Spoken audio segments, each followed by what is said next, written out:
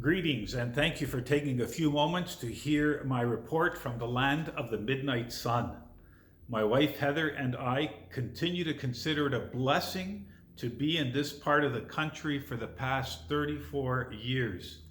I am grateful to the church for giving us the opportunity to serve north of 60. I do love the Lord with all my heart. I put my trust in Him as a youngster, and I can completely attest to the fact that He has been with me throughout the years in both the challenges and the victories that have come my way. He is my Lord and my Savior. I fully and completely surrender my life to Him. This past year, we in the Yukon have experienced one of the benefits of living in a more remote and isolated area of the country, namely that we have not been as adversely affected by the pandemic as many others have. Except for an initial period of 13 weeks, we in the Yukon have been able to meet in our church with a limit of 50 people, which has worked out well for us.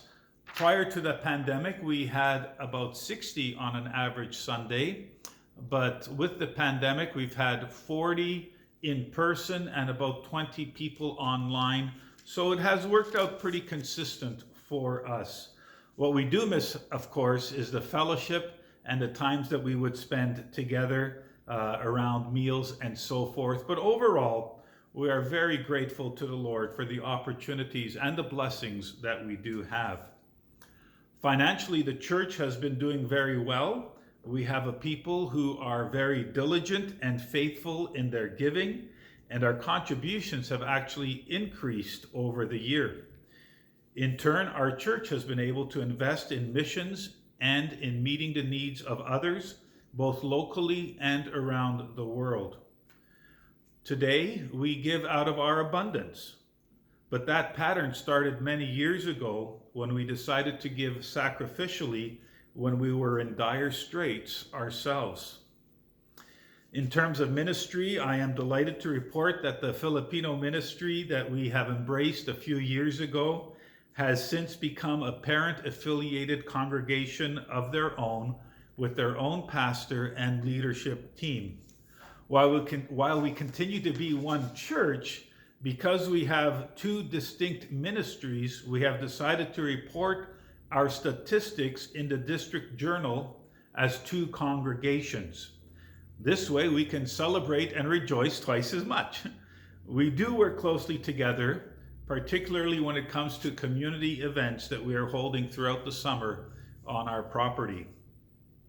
One of the ways that we have been in our community since 1980 has been through the ministry of our daycare.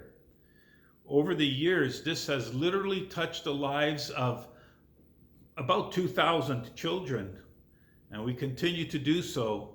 Pastor Clayton is much more than a daycare director.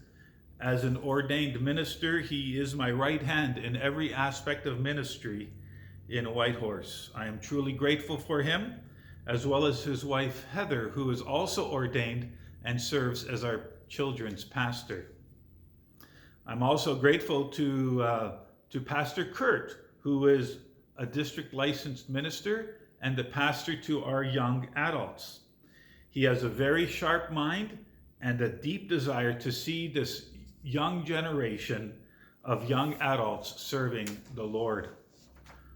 Looking ahead, we continue to seek the Lord in any potential new area of ministry. While having two congregations here is a blessing, and I really rejoice in that, we are praying to the Lord to open doors for us to begin a third congregation led by Pastor Kurt. We have not worked out the details for that yet, but we are thinking and praying on that. And I believe there will be an opportunity for that to happen as we wait on the Lord. Whatever we do it for the glory of God and for the advancement of His kingdom. Your prayer support and the leadership of the district has been and continues to be a huge blessing for us. We thank you so much for your support, and we continue to ask for your prayers as God leads us in the days ahead.